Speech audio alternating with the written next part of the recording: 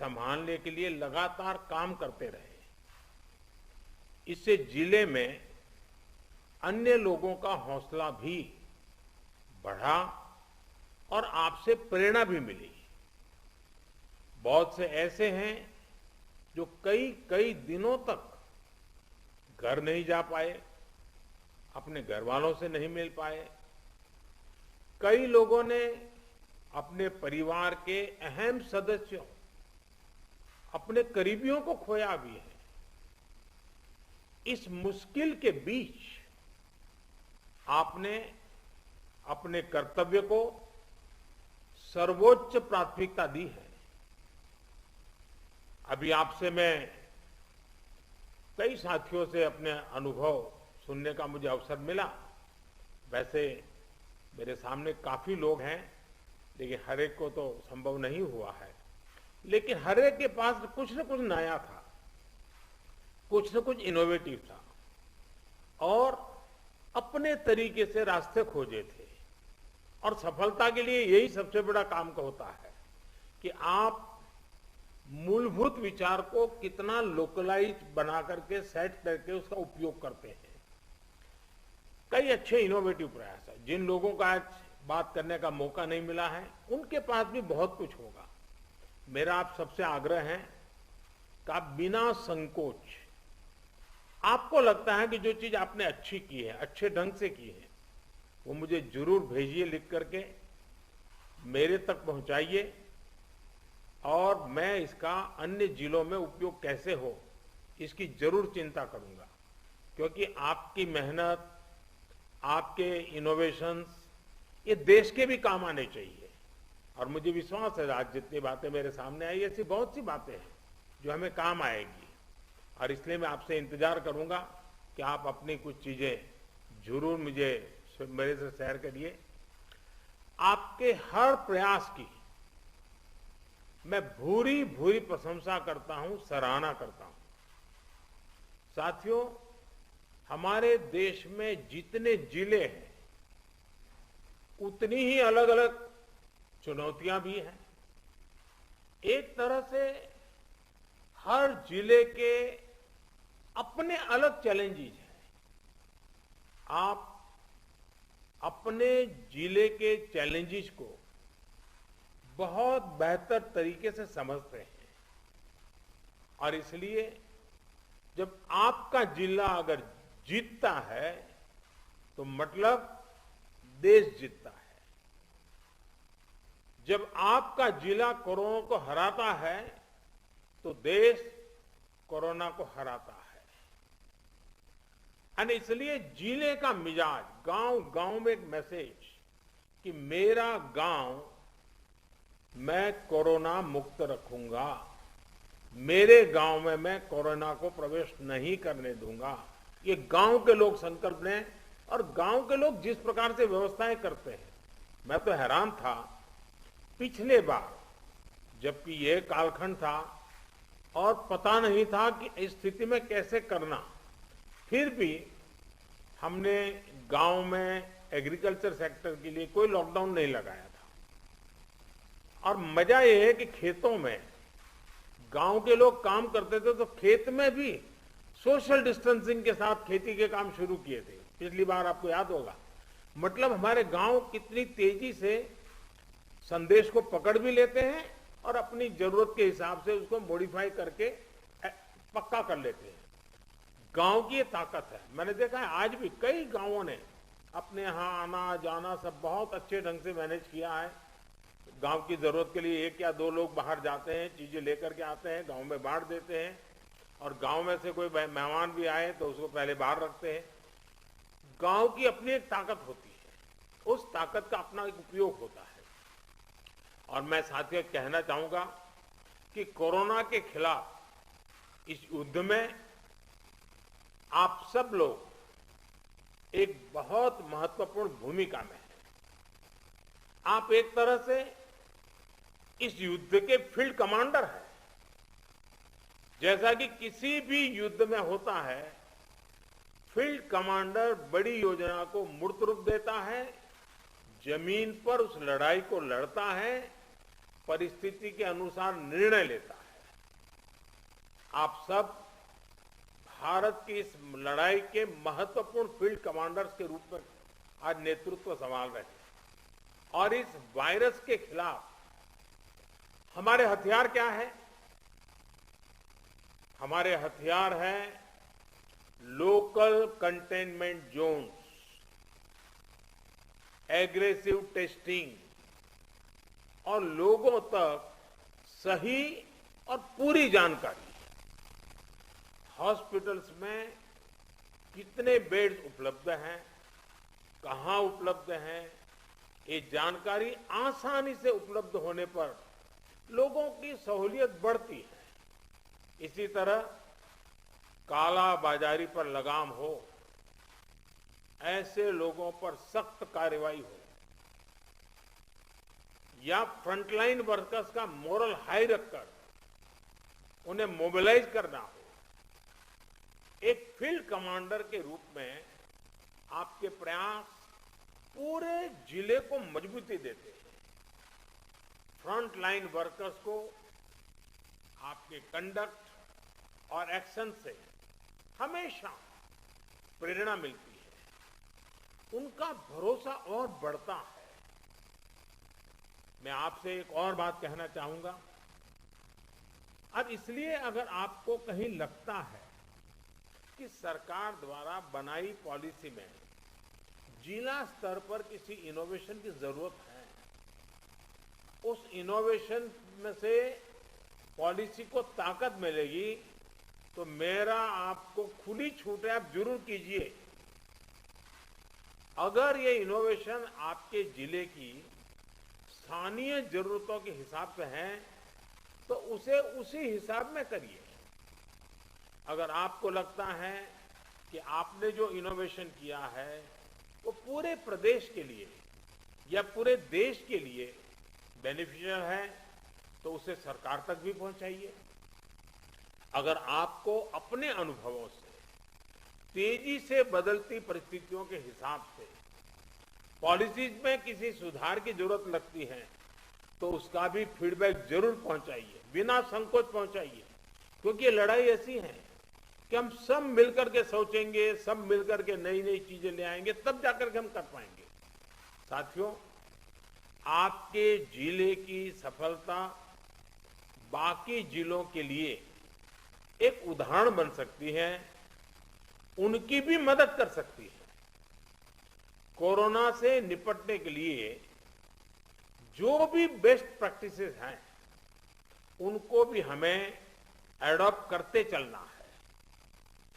आपके बहुत से साथी ऐसे जिलों में होंगे जहां कोरोना संक्रमण पीक पर पहुंचने के बाद अब कम हो रहा है। उनके अनुभवों से सीखकर आप अपने जिलों में अपनी रणनीति को और मजबूत करते रहेंगे तो कोरोना के खिलाफ लड़ाई और आसान होगी। साथियों, इस समय कई राज्यों में कोरोना संक्रमण के आंकड़े कम हो रहे हैं, कई राज्यों में बढ़ भी रहे हैं। कम होते आंकड़ों के बीच हमें ज्यादा सतर्क रहने की जरूरत है। बीते एक साल में करीब करीब हर मीटिंग में मेरा यही आग्रह रहा है कि हमारी लड़ाई एक जीवन बचाने की है, एक एक जीवन बचाने की है। हमारी जिम्मेदारी संक्रमण को फैलने से रोकने की भी है और ये तभी संभव है जब हमें संक्रमण की स्केल की सही जानकारी होगी। टेस्टिंग, ट्रैकिंग, आइसोलेशन, ट्रीटमेंट और कोविड एप्रोप्रिएट बिहेवियर, इस पर लगातार बल देने रहना जरूरी है। कोरोना की इस दूसरी वेव में अभी ग्रामीण और दुर्गम क्षेत्रों में हमें बहुत ध्यान देना है। इसमें फील्ड में बिताया हुआ आप सभी का अनुभव और आपकी कुशलता ये बहुत काम आने वाली है। हमें गांव-गांव में जागरूकता भी बढ़ानी है और उन्हें कोविड के इलाज की सुविधाओं से भी जोड़ना है। बढ़ते हुए केसों के और संसाधनों की सीमाओं के बीच लोगों की अपेक्षाओं को उचित समाधान देना हमारी सबसे बड़ी प्राथमिकता है।